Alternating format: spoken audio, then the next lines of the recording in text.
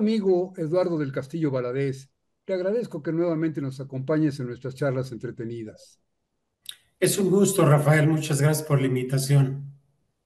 Eduardo, amigos, en nuestra charla anterior, se recuerdan ustedes, tuvimos algunos problemas técnicos y por esos problemitas técnicos ya saben de que los equipos electrónicos no tienen palabra de honor. Entonces no nos fue posible transmitir la imagen de nuestro invitado, Eduardo del Castillo. Pero hoy sí está funcionando la cámara, entonces hoy nos desquitaremos y vamos a platicar con él amplio y tendido y esperamos contar con la opinión de ustedes, con sus comentarios, con sus opiniones y lo platicamos, le hacemos preguntas a Eduardo y entre todos vamos a hacer una charla que nos resulte pues interesante y como decíamos al principio, que sea de su agrado. Lalo, en esa ocasión, que no teníamos cámara, estuvimos platicando acerca de un libro que contiene una serie de entrevistas periodísticas que tú hiciste a los principales protagonistas de eso que podríamos llamar la lucha por la democracia en el siglo XX, con todas las implicaciones desde mediados del siglo, quizá desde la Revolución en adelante, hasta una especie de culminación en la famosa noche de Tlatelolco. Y gracias a eso, a toda esa lucha, todos esos esfuerzos que esos hombres que tú entrevistaste hicieron y que nos obsequiaron a las generaciones futuras, pues estamos gozando actualmente de otra situación que no se vislumbraba en aquella época. Entonces, te comento también, Lalo, aprovecho para platicar con nuestros amigos. Algunos de nuestros amigos internautas nos han pedido un ejemplar de tu libro y aprovechando que tú nos hiciste el obsequio, los hemos remitido en un ejemplar en PDF. Entonces ya platicaremos sobre ese libro, pero por lo pronto ahorita hemos entregado algunos de estos libros. Entonces, Lalo y amigos, quisiera a manera de una breve sinopsis retomar algunos datos del libro Historia Crucial en Entrevistas y después platicar acerca del momento actual, de la transformación que podríamos decir que está en proceso o que estamos viviendo actualmente. Así que, Lalo, si me permites, pues podríamos platicar acerca de ese libro, hasta donde nos quedamos la semana pasada, que decíamos, no hubo cámara y lo que tú quieras y mandes, pero finalmente logramos transmitir algo de lo que está ocurriendo. Este libro, Lalo, pues tu trayectoria de periodista es muy grande, tuviste experiencias personales con algunos de estos personajes y además los entrevistaste y te dieron respuestas que me parecen muy dignas de formar una síntesis en un libro, de formar una verdadera enciclopedia de la política del siglo XX. Te preguntaba yo, como qué síntesis puedes sacar, qué hilo de comunicación hubo entre tus entrevistados que pudiéramos decir, pues todos forman más o menos un sistema de vasos comunicantes, fueron dando vida al último cuarto del siglo pasado y pues a partir de eso estamos viviendo actualmente una época diferente. Yo leí algo, por ejemplo, de Arnoldo Martínez Verdugo, me parece que fue un personaje que marcó en sus respuestas que te dio en la entrevista, como que nos da una síntesis muy clara de todo el movimiento, incluyendo la presentación el armado de un sistema que se llamó Partido de la Revolución Democrática.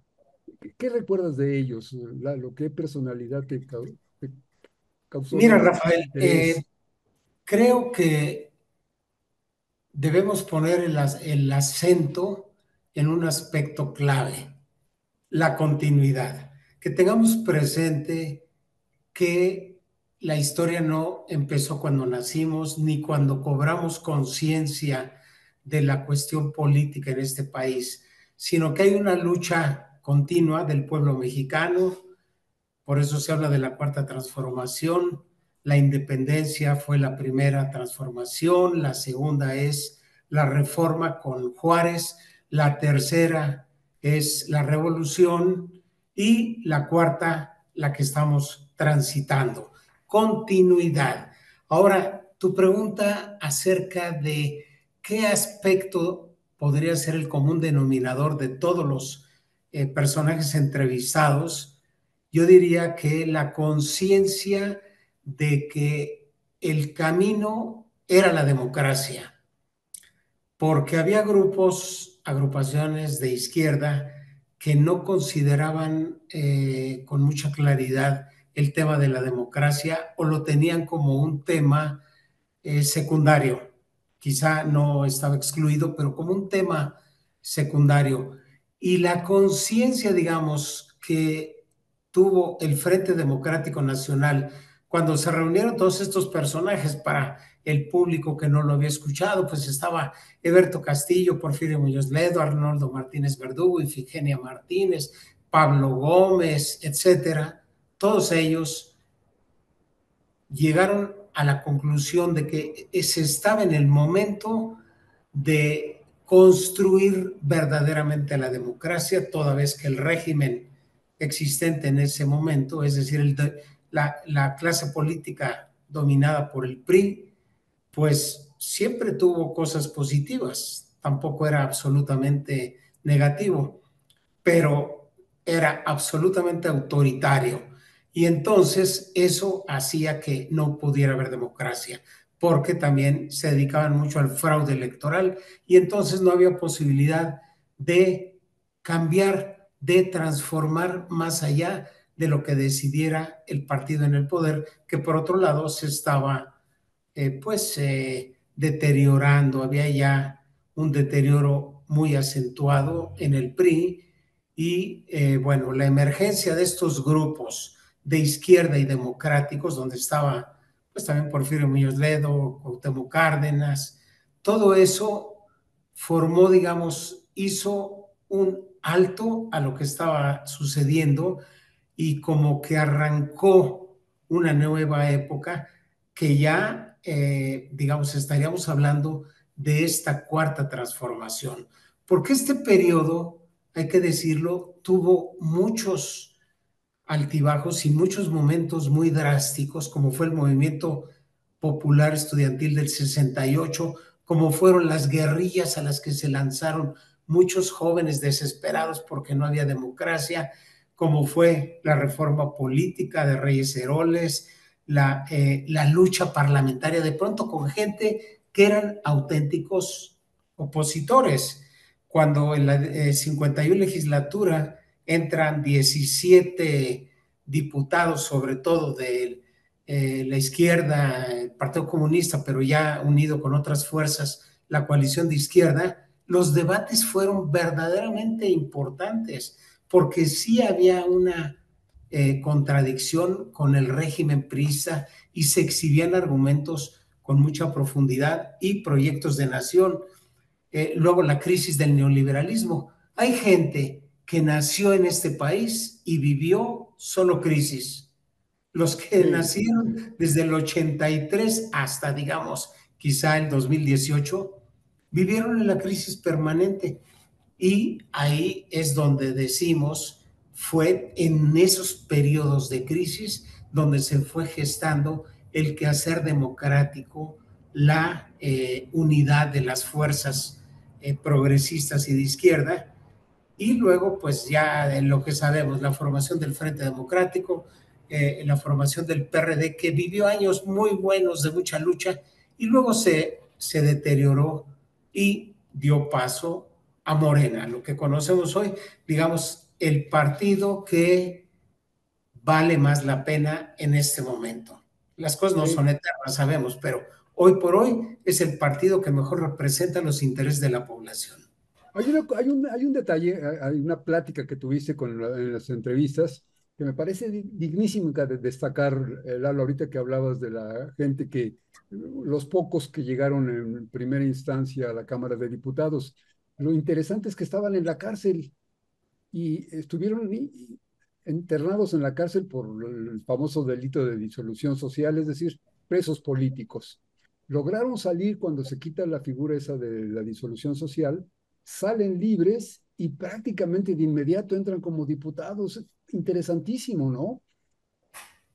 Uno de ellos, Arnoldo Martínez Verdugo.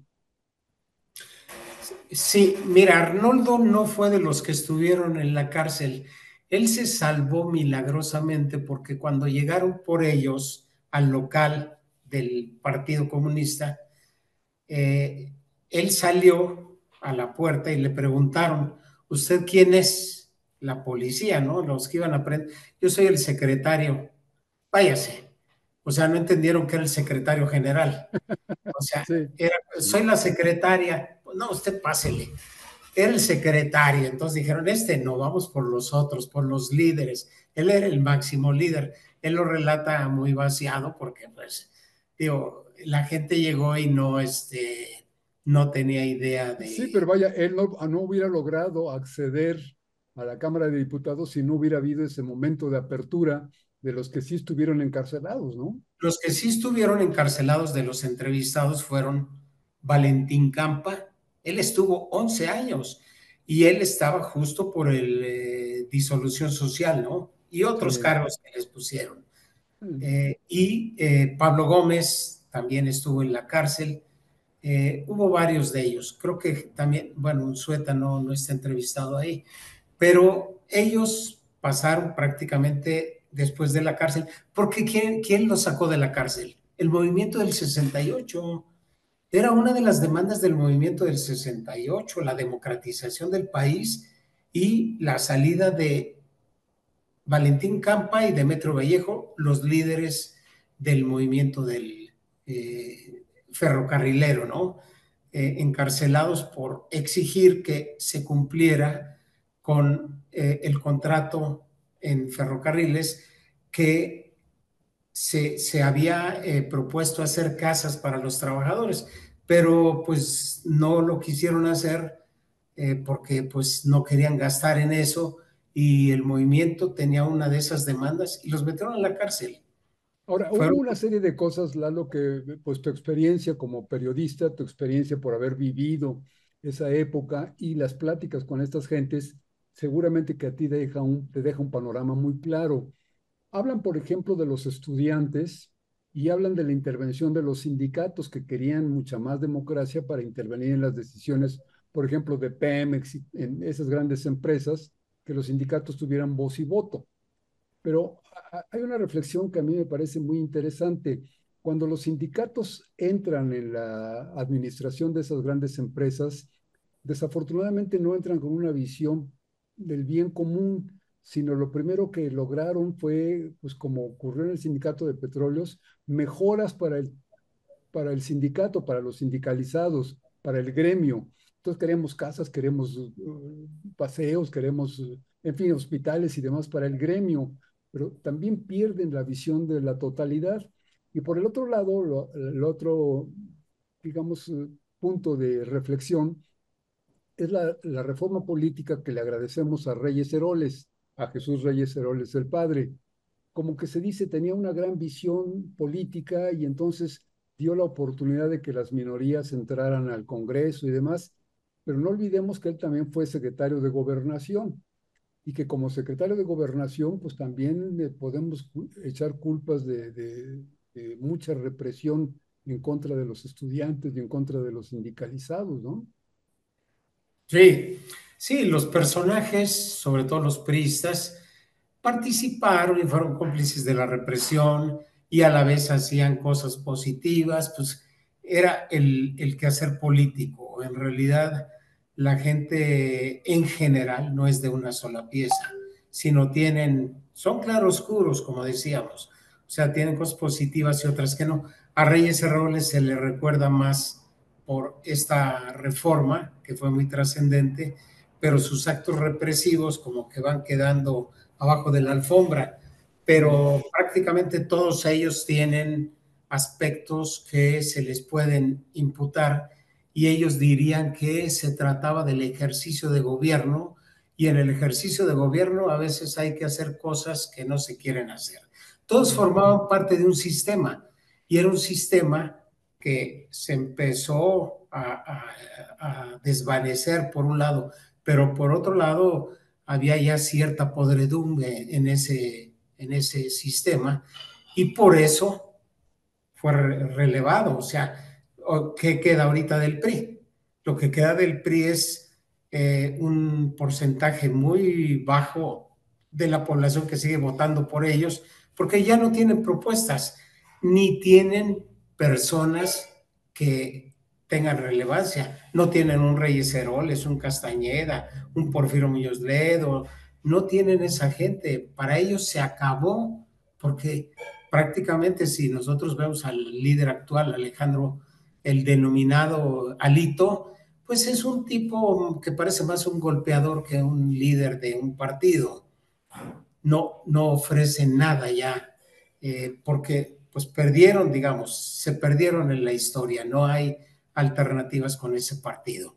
Lo que tenemos ahora es un relevo que no solo es generacional, sino en términos de propuesta de nación, un nuevo proyecto de nación.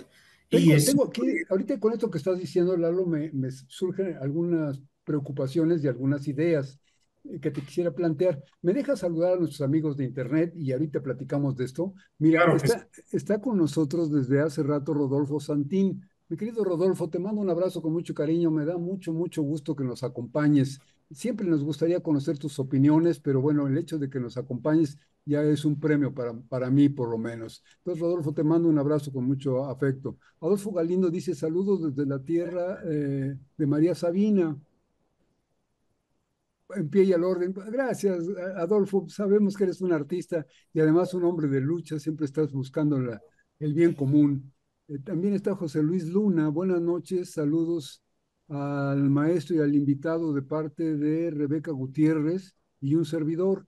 Interesantes temas siempre. Gracias por hacer esto posible. José Luis, querido, te mando un abrazo con mucho cariño. Ya te extrañamos saludarte porque ya hemos pasado 2, 3 semanas, pero qué bueno que estás con nosotros. Y sí, estamos de lujo aquí con nuestro invitado de hoy. Vas a ver, vamos a seguir platicando y te va a encantar todo lo que nos platica él. Virgilio Rodríguez, buenas noches, reciban un abrazo fraternal. Virgilio Rodríguez, qué bueno es que estás con nosotros. También vamos a tocar algo de lo que tú has hecho, Virgilio.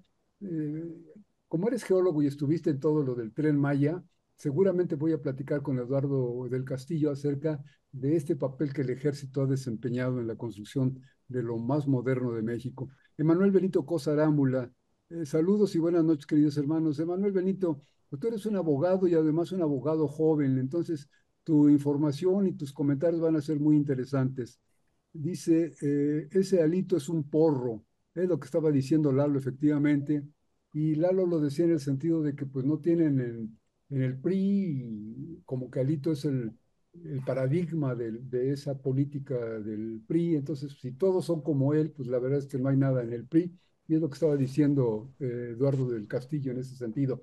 Lalo, respecto a lo que estabas comentando, algo que me llama mucho la atención, me inquieta mucho. ¿Tú consideras que nosotros, la gente común como yo, Juan Pueblo, tenemos buena memoria o pronto se nos olvidan todas las cosas, tanto las malas como las buenas? Es decir, como que de pronto ya lo que ocurrió, como estamos acostumbrados a 30 y tantos años de crisis, nos parece que la crisis es el estado natural de nuestro país y que así vivimos. Entonces, como que se nos olvida todas las agresiones, todo lo que nos robaron, todas los daños que nos ha hecho ese poder económico que se llama neoliberalismo, pero de pronto se olvida. Y por el otro lado, lo bueno, también como que pronto se olvida. Yo no sé si un año del nuevo gobierno ha sido suficiente como para desdibujar la imagen de Andrés Manuel López Obrador, o tú consideras que tanto los malos como los buenos siguen perdurando en nuestra memoria. Bueno, estamos para el olvido. En realidad los sucesos, como no dejan de ocurrir, como es natural, pues provocan que muchos aspectos se vayan quedando en el olvido. Y eso de en el olvido es entre comillas, porque en realidad hay un imaginario popular, hay una conciencia colectiva que siempre está lista para aflorar en determinados momentos. O sea, el trabajo que hizo Andrés Manuel López Obrador, pues está en la conciencia del pueblo, no solo en términos de lo que él representa como persona, sino en su legado, porque a final de cuentas, él trabajó para dejar un legado y lo que siempre repitió, una transformación, hacer una transformación. Y subrayemos dos aspectos que para él fueron lo máximo de su trabajo. Uno, sacar a 11,5 millones de mexicanas y mexicanos de la pobreza era su máximo orgullo. Y 13,5 millones, sí. el otro es una cuestión estructural que hoy, por estar tan cercana, no la vemos en sus dimensiones, que es la reforma judicial. El aparato judicial ya estaba sumamente podrido, deteriorado, donde era simplemente un negocio, era corrupción, nepotismo, y el renovarlo, y el trabajo que costó renovarlo, porque fueron varios intentos, y la propia Suprema Corte antigua lo que hacía era echar todo para atrás. Lograr tener la mayoría en la Cámara de Diputados, de senadores, tener la mayoría de los estados, fue un gran triunfo. Y eso, y además tener la conciencia de que era necesario, y luego el procedimiento que hubo para elegir a los nuevos ministros y jueces, todo eso ha sido de una trascendencia histórica que en este momento no tenemos la forma de dimensionarlo porque está muy cerca, acaba de suceder, pero con el tiempo, cuando se hagan las valoraciones de lo que ha significado este proceso de la cuarta transformación, nos vamos, digamos, las generaciones que vienen se van a dar cuenta de esta gran transformación. Casi podríamos decir que son momentos como los que con Juárez y todo su equipo se logró cuando las leyes de reforma, la separación iglesia-estado, todas estas leyes, cuando se le confiscaron los bienes a la iglesia, cuando se le dijo, tú no puedes, tú ya no debes manejar los nacimientos, los casamientos y las defunciones, eso va a ser del Estado, tú no tienes la hegemonía de la educación, y fue un proceso muy largo donde intervinieron muchas personas, muchos liberales que se dieron cuenta que había que cambiar este país para irlo modernizando. Estoy hablando en 1850, 1870, todo ese periodo de los 800, ¿no? Es decir, esas transformaciones que se hicieron con Obrador y que, digamos, la reforma judicial aterriza ya con Claudia Sheinbaum, Sí, porque pero viene le del falló Andrés proceso. Manuel, perdió con el plan A, perdió con el plan B y hubo necesidad de llegar hasta el plan C, Lalo. Pero ¿Cómo eso lo dijo él? no se ha Él olvidado. dijo, vamos, cuando echaron atrás el plan B, dijo, vamos por el plan C. Y parecía la misión imposible. Y ahí estuvo. Y ahí está la otra pregunta que hacías sobre la participación del pueblo. También es muy importante resaltar esto que se ha venido comentando del crecimiento de la conciencia política de la población. Esto tampoco es posible, todas estas transformaciones, sin un pueblo que esté dispuesto a esas transformaciones y dispuesto en términos de conciencia de la necesidad de ese proceso, de esas transformaciones. Hay una resistencia de la derecha, obviamente hay una resistencia, pero hay una gran parte de la población que está sintiendo los efectos positivos. Uno de ellos es este que comentabas antes de entrar al aire, que era el papel del ejército. El papel del ejército, que no es ya un contingente de 180,000 personas que están encerrados en los cuarteles, sino son personas que están haciendo puentes, están haciendo trenes, están haciendo el aeropuerto internacional que ganó un premio, el Tren Maya, es decir, la gente que está volcada a la construcción de este país, porque es un contingente muy grande y con grandes capacidades, como se está viendo. Los ingenieros militares están mostrando una gran destreza, capacidad, y en gran medida estaban siendo desperdiciadas esas capacidades. Esa es una de las cuestiones que la gente ve y dice, bueno, pues ahí hay un enfoque distinto. Hay quien dice, se está militarizando a la sociedad. Lorenzo Meyer dice, se está socializando al ejército. Es al revés. O sea, No se militariza la sociedad, se socializa al ejército. Se está haciendo cívico, está coparticipando en la obra pública. Esas son de las cuestiones que digo, a mí me parece que son muy importantes y están en la conciencia y los otros aspectos que comentamos, todos estos simbólicos. Los pinos dejan de ser la casototota inmensa con jardines para un señor y su esposa, el presidente o la presidenta y su pareja, y se abre para el pueblo. Quien ha ido a Los Pinos se da cuenta la exhibición permanente de textiles, de comida, de artesanías, son teatro, entrevistas, es un espacio público. Y Los el 18,000, contraste, Lalo, porque hay un contraste con las mansiones que se construían los presidentes allá adentro. Como ¿sí? si no fuera suficiente una mansión, cada uno llegaba a hacer su pequeña mansión allá adentro. Sí, a vivir como reyes durante un sexenio. Y lo otro es que es muy importante, el que haya dicho no vamos a tener Estado Mayor Presidencial, o sea, 18,000 personas que estaban al servicio directo del presidente de la República. Él les dijo, se incorporan al ejército y yo no necesito que me cuiden 18,000 personas.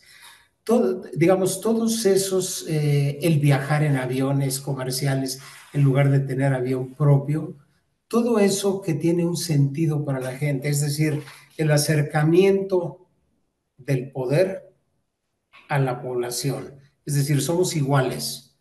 Lo único es que tenemos responsabilidades distintas, entre ellas la de la presidencia de la República.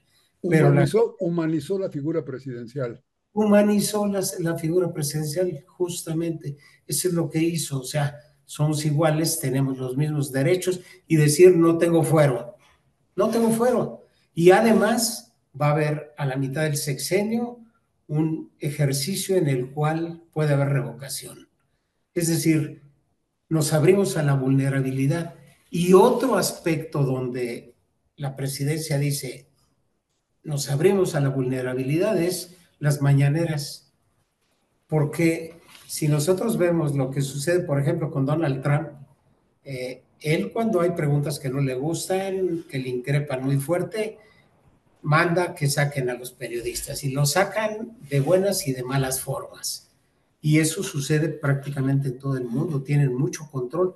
Aquí no, aquí hay gente incluso que abusa de eso, como hemos visto en las mañaneras, pero es un estar en contacto todos los días, hablando de todos los problemas que se presentan, algunos de gran envergadura, algunos muy locales, pero que son analizados por la autoridad, son comentados por los periodistas, hay críticas en tal lado no se está haciendo esto, hay estos funcionarios están utilizando malos recursos, no tienen capacidad, etcétera, etcétera. Sí, Todo eso, inclusive las mañaneras con Andrés Manuel se habían convertido más bien en una mesa de gestión.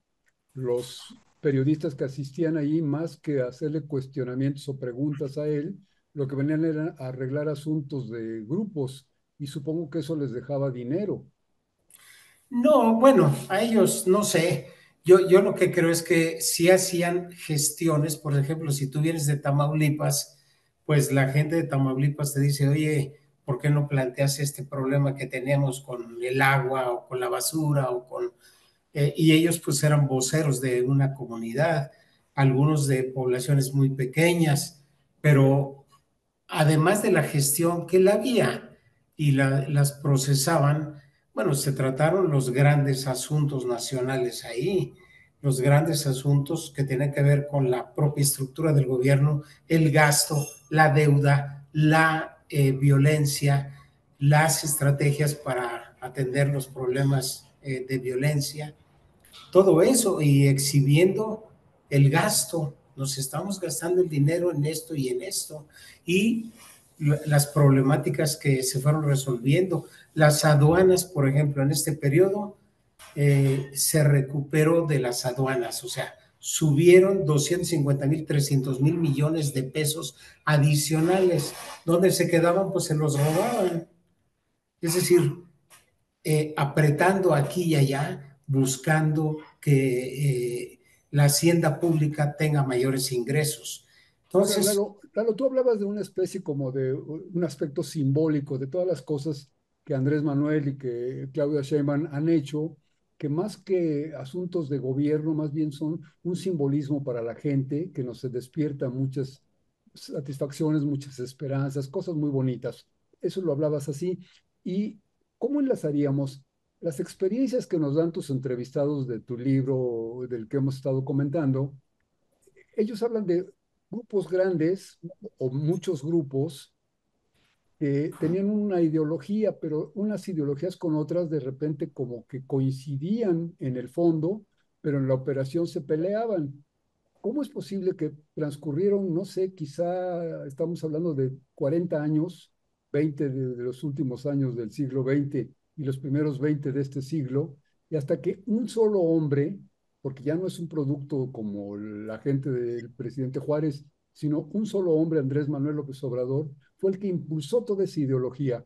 Y él hizo un partido, se olvidó de todos los pedacitos de partidos, se olvidó de los frentes de lucha individual o colectiva, y él dijo, vamos a hacer un movimiento. Y bueno, el partido lo creó porque pues el INE, el sistema electoral requería de un partido para darle una candidatura, pero de hecho él no necesitó partido, él hizo todo el movimiento, nos movió a millones de mexicanos, nos movió en favor de él y lo seguimos como si fuera nuestro Mesías o como si fuera un Tlatoani y lo que él diga está bien. ¿Sientes que hay ideología entre el pueblo? mira, yo matizaría eso que dices.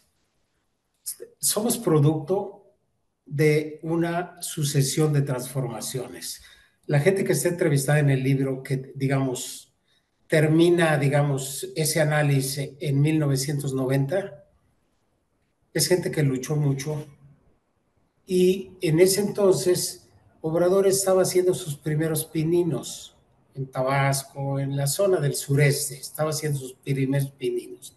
Lo hacía con el PRI, lo hacía con los gobiernos del PRI porque era lo único que había prácticamente. Y después se incorporó a este proceso en el que se está hablando porque él formó parte del PRD. Él fue gente que se acercó a Cuauhtémoc Cárdenas, que también hizo un trabajo. Cuauhtémoc Cárdenas también recorrió todo el país, municipio por municipio. Es decir, lo que estamos hablando es que es un proceso en el que se van juntando todos esos que habían estado dispersos poco a poco y el papel, digamos, de López Obrador, que es inmenso porque recorrió varias veces el país, pero también es un catalizador de todo ese bagaje que se había estado construyendo a lo largo de décadas, porque la gente también se va transformando, va cambiando, van creciendo los contingentes de gente que es consciente de que hay que hacer un cambio, que hay que apropiarse de la democracia y que para apropiarse se necesita organización y participar en las elecciones y participar a partir de un programa. ¿Dónde formó su programa López Obrador? En las giras que hizo. Primero, bueno, todo el bagaje que venía de la izquierda, de las fuerzas democráticas. Él escuchó mucho también a Cuauhtémoc Cárdenas, a Arnoldo Martínez Verdugo, y él, con el recorrido que hace por el país, llega a una conclusión. El principal problema del país, desde su perspectiva, es la corrupción. Si nosotros abatimos la corrupción, tenemos mucho más recursos para impulsar el desarrollo de este país. Y él decía, en este país, el gobierno, la gente que está en el gobierno, se roba 1 billón de pesos anuales. 1 billón. Ahorita el presupuesto, ahorita anda más o menos en 11, pero hablaba de 9. 1 billón se roban. ¿Cuánto es 1 billón? 10 veces 100,000 millones de pesos. 10 veces 100,000 millones de pesos conforman 1 billón. Obviamente, ¿dónde está ese dinero? Pues en las cuentas de banco de unos Unos cuantos. élite económica y élite política. Hay gente que tiene muchísimo dinero acumulado a partir de el robo al erario público. Y él dijo, con que yo quite, con que logramos recuperar 500,000 millones, pues eso es lo que se está gastando. Ahorita ya se gasta como 900,000 en todas las becas de los adultos mayores, en el campo, a los estudiantes. Es decir, es como redistribuir el dinero. Y eso es uno de los aciertos. ¿Por qué la gente está con ellos? Pues porque la gente vive mejor, tanto los que reciben el dinero directamente como por los comerciantes. O sea, si hay una masa de millones de personas que disponen, como en este caso de los adultos mayores, por solo hablar de ellos, de 6,200 pesos bimestrales, ponlos en el mercado y verás tú lo que está implicando para el movimiento del mercado interno. Es mucho dinero. Hasta a los Y banqueros les llega. pues sí, y todo el mundo dice, pues a todo dar, que me llegue más. Tienes para el taxi, para la tiendita de la esquina, para el zapatero, etcétera, etcétera. O sea, ese dinero está fluyendo. Antes, ¿dónde estaba? En los bancos de unos cuantos, Y en el en las extranjero. de unos cuantos. Ese fue, digamos, uno de los grandes aciertos. Vamos a redistribuir el dinero en lugar de permitir que se lo roben. Y logró lo que él propuso siempre, el estado de bienestar. Es decir, que la gente viva mejor, porque no es que los pobres se conviertan en ricos, sino que vivan de una manera más amable, más humana, con mejores satisfactores, ¿no? Sí, porque sacar a 50 millones de personas de la pobreza pues lleva tiempo. Ahorita estamos hablando de 11, pero todavía dices, hay 40 millones de personas en la pobreza. O sea, hay que hacer un trabajo mucho más profundo, con mucho mejor distribución, buscando que aumenten los salarios, cerrándole el paso a todos esos flujos de corrupción, pues que sigue habiendo, porque no puedes estar encima de todos. Esto que decíamos de el traslado de gasolina simulando que era otro material para no pagar impuestos, ese contrabando que no pagaba impuestos, bueno, las factureras, se habla de que las factureras y otros procesos de manipulación de, la exhibición de los gastos para pagar impuestos, otros 500,000 millones de pesos. Entonces dices, con lo de el aumento en las aduanas y con cerrarle el paso a las factureras y a los que evaden impuestos, tienes para los adultos mayores y hay mucho más que se puede hacer. O sea, se tiene que hacer una administración cada vez más eficiente que implica también dónde se está gastando, dónde no se debe de gastar. O sea, por ejemplo, ahora que está la reforma electoral en proceso, que están abriéndose las discusiones, ¿por qué los partidos políticos deben recibir 7,000 millones de pesos? ¿A honras de qué? ¿Y por qué el INE tiene que recibir 13,000 millones de pesos? O sea, hay que ver, hacer una revisión, porque los de los, ni dan cuenta en los partidos políticos.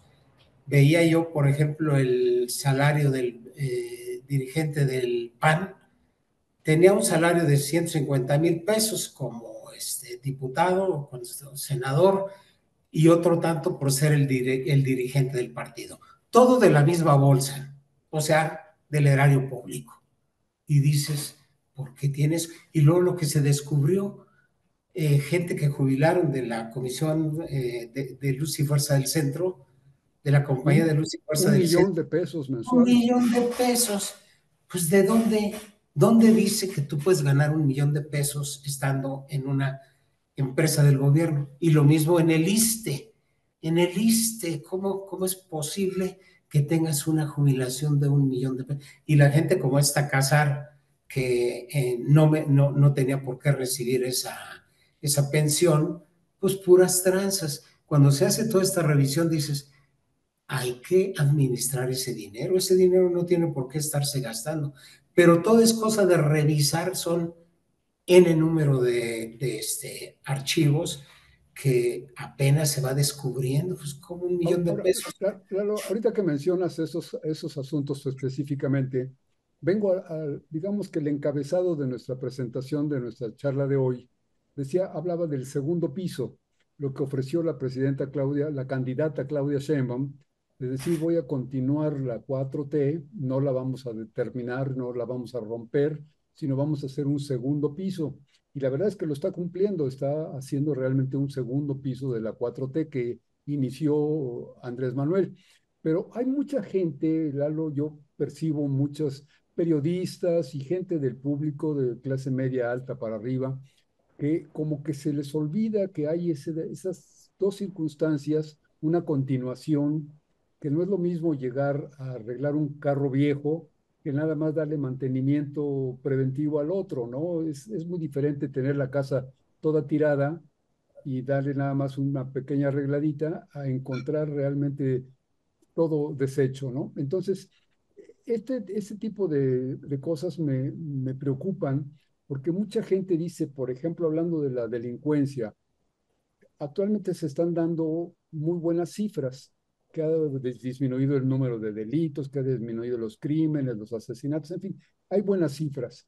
Y dicen, es que ya Claudia está rompiendo con la tonta política de abrazos en lugar de balazos de López Obrador, entonces está rompiendo con López Obrador, pero como que a mí me incomoda mucho escuchar esas expresiones porque olvidan que pues no es lo mismo iniciar un proceso cuando encuentras todo hecho de cabeza, allá dejarle encaminado algo y cambiarlo.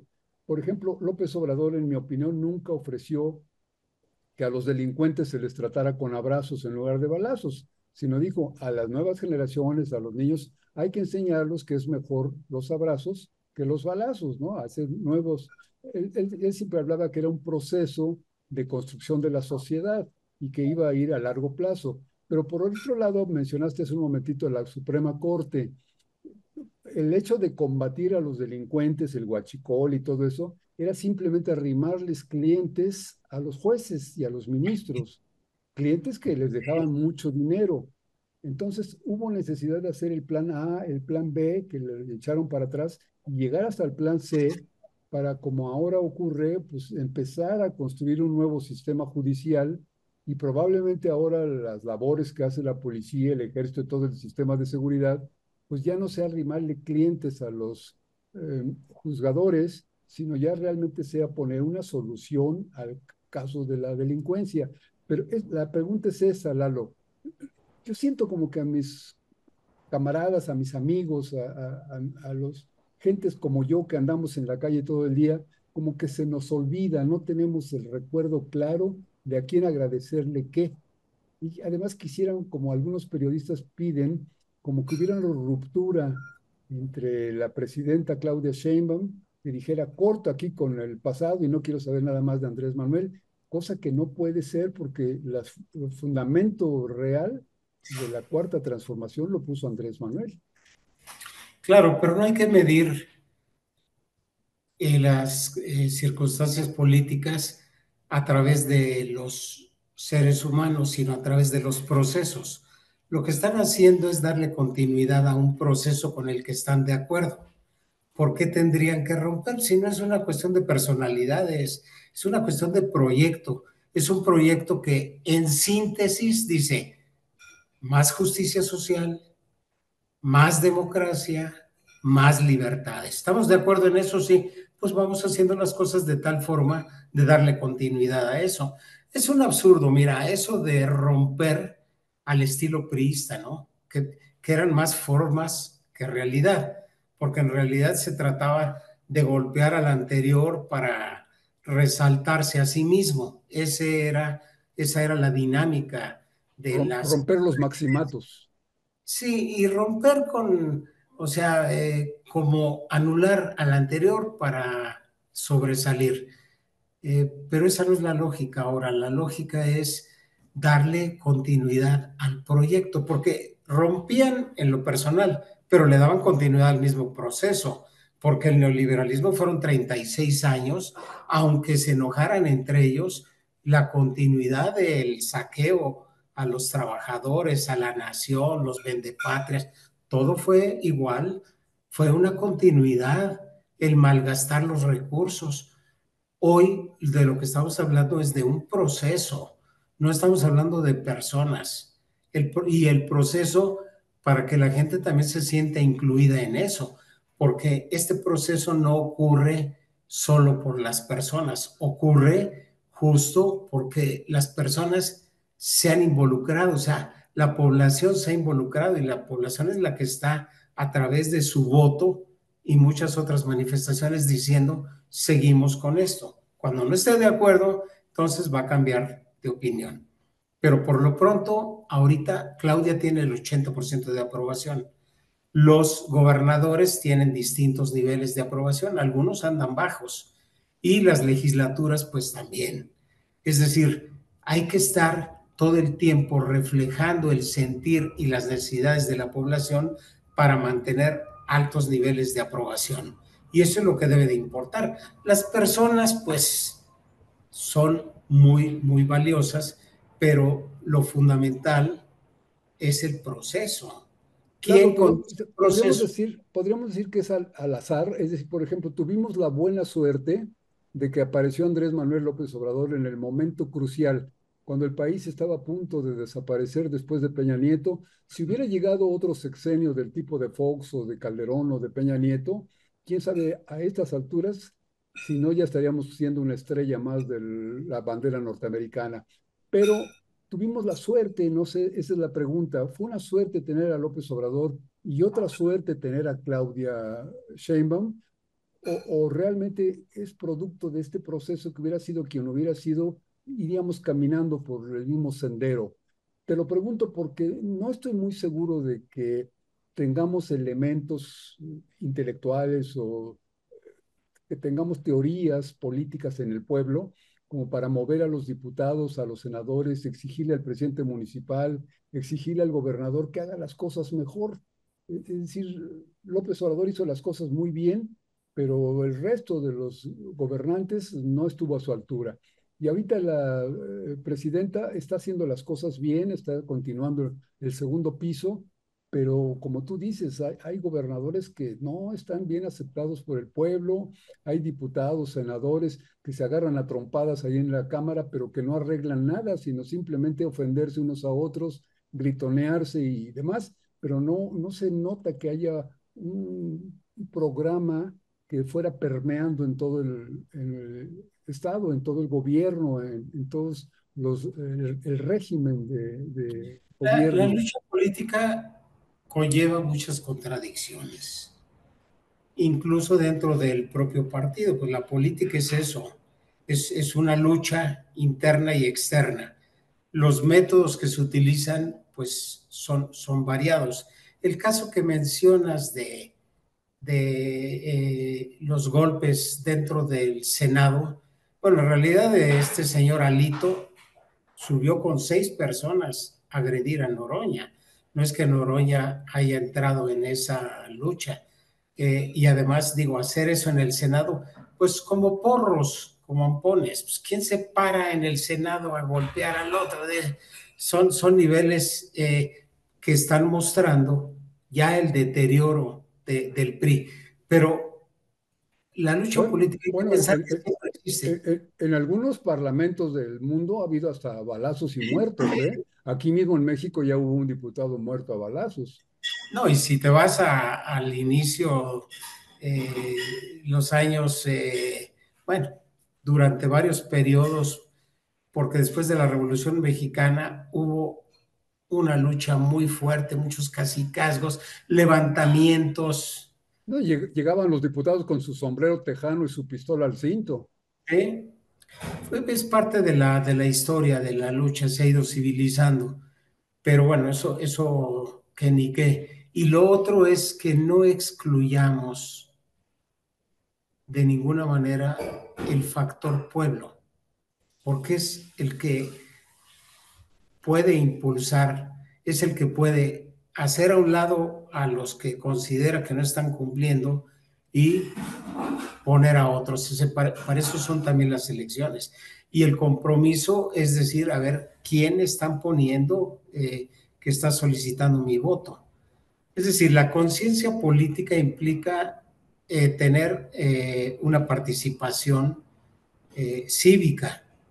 O sea, como ciudadanos también estamos obligados. No es solo pensar si lo están haciendo bien o no, sino cómo nosotros vamos presionando para que las cosas se hagan acordes a las necesidades de la población. Porque lo otro es, ellos son los que hacen y nosotros recibimos. La democracia implica participación del pueblo y cada vez más. Es decir, hoy hablamos de democracia representativa. Representativa, ¿por qué? Porque nos representan los diputados, nos representan los senadores, pero cada vez debe haber más democracia participativa. Y para eso está el referéndum, para eso está la consulta popular. O sea, son mecanismos que cada vez se deben activar más. Creo que algo de eso va a aflorar en la reforma electoral que se está gestando, que yo diría no solo es electoral, es política. Y los medios de comunicación, o sea, ¿quién tiene control de Televisa, de Televisión Azteca, de la radio, que dicen lo que se les pega la gana, cuando son entidades que van a la población? O sea, el engaño, la manipulación, están en manos no de los periodistas, sino de los que tienen dinero, Los dueños. los Lalo, dueños. a quién nos correspondería, me voy a incluir, a quién nos correspondería, quiénes nos correspondería marcar esa pauta, influir de alguna manera, cómo organizar a la gente, porque si esperamos a que Morena haga sus cuadros y ellos sean los que saquen una ideología, a lo mejor les van a enseñar a los muchachos jóvenes cómo traer clientela, al estilo del PRI. Es decir, tráete 3,000 compañeros del departamento de limpias, tráete 3,000 compañeros taxistas y armamos aquí el zócalo y lo llenamos. Pero eso no es política, no es ideología. ¿A quién le correspondería hacer un movimiento ideológico que influya y que determine exactamente qué queremos en la Cámara de Diputados, qué queremos que se atienda en los senadores, qué queremos que el Ejecutivo haga en favor de nosotros? Y no solo el Ejecutivo federal, ¿eh?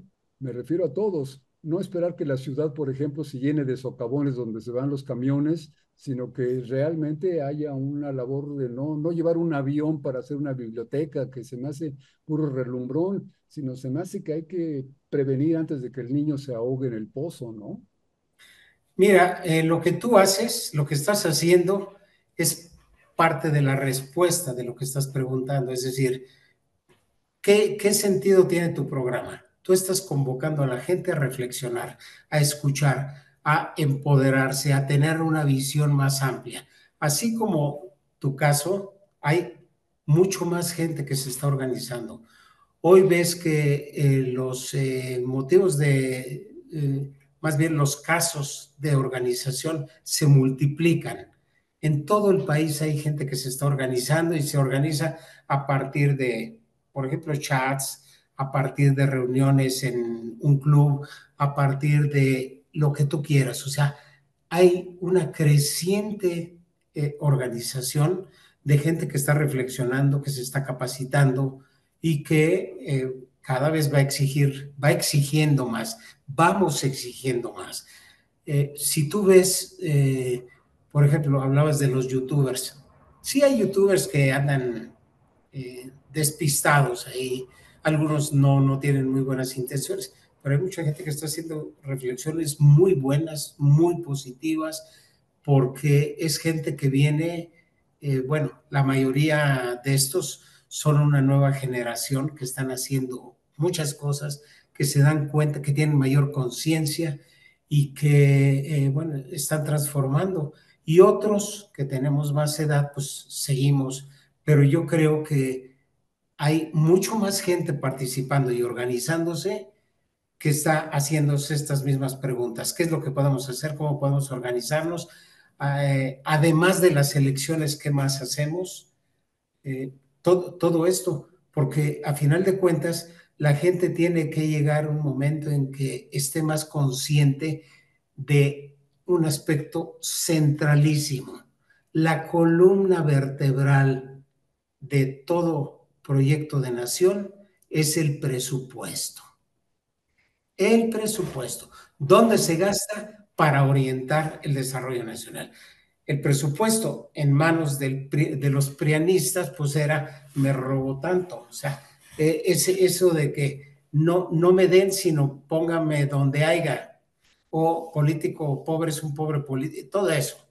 Es decir, tener claro que el presupuesto es nuestro, de cada una y cada uno de los ciudadanos, y que tenemos que tener conciencia de en dónde se gasta, si se está gastando bien, si hay desvíos, y cada vez tenemos que tener mecanismos para checar eso. Es decir, la conciencia ha ido aumentando gradualmente. Hoy la gente sabe mucho más que lo que sabía hace 20 años o hace un siglo. O sea, tú dices, los liberales, cuando Benito Benito Juárez. Juárez, eran mentes verdaderamente muy avanzadas y no había una población en condiciones de respaldar, porque eran un grupo, eran muy buenos, muy capaces, con ideas, pero no había forma de prender porque no tenías una población que te respaldara. Lo mismo pasó todo este periodo, años y años de acumulación de fuerzas, pero también acumulación de conciencia. Creo que estamos en A un... ver, Lalo, querido, a ver, aquí me surge otra duda y aprovecho, discúlpame que aproveche, pero tu experiencia es muy importante. Esa generación de la reforma, los hombres de la reforma, como tú dices, liberales y excelentes pensadores y gente muy positiva, sin embargo, unos años después dieron paso al porfiriato. Entonces, ¿dónde se metieron ellos que dieron lugar a Se hicieron todo viejos, ese grupo? Y se luego, hicieron viejos, y porque era luego, una pero generación que no deja, tuvo las condiciones de generar, digamos, de mejorar las cosas. claro. ¿Y por Ahora qué se impone? déjame brincar 50 años. Las entrevistas que haces en tu libro, que precisamente dice que es crucial esa historia, entrevistas a muchas gentes que también fueron muy importantes pensadores, muy capaces. Hablas de Valentín Campa, hablas Y todos luchadores, pues. luchadores con mucho pensamiento, ¿no? Esa gente, ¿dónde está? ¿Dónde se metió que dio lugar a que todo lo que ocurrió a finales del siglo XX y principios del siglo XXI? Y ahorita, ¿dónde están? Que pues tenemos que estar esperando que López Obrador haya hecho el milagro que hizo y que Claudia Sheinbaum siga por el camino, pero ¿dónde están los pensadores que No, podrían ser realmente fueron, el movimiento? bueno, ellos hicieron, ahí sí hay un aporte muy importante, porque es lo que te decía, o sea, el enlace entre López Obrador y el PRD, Cuauhtémoc Cárdenas, existió. O sea, de esos que están entrevistados ahí,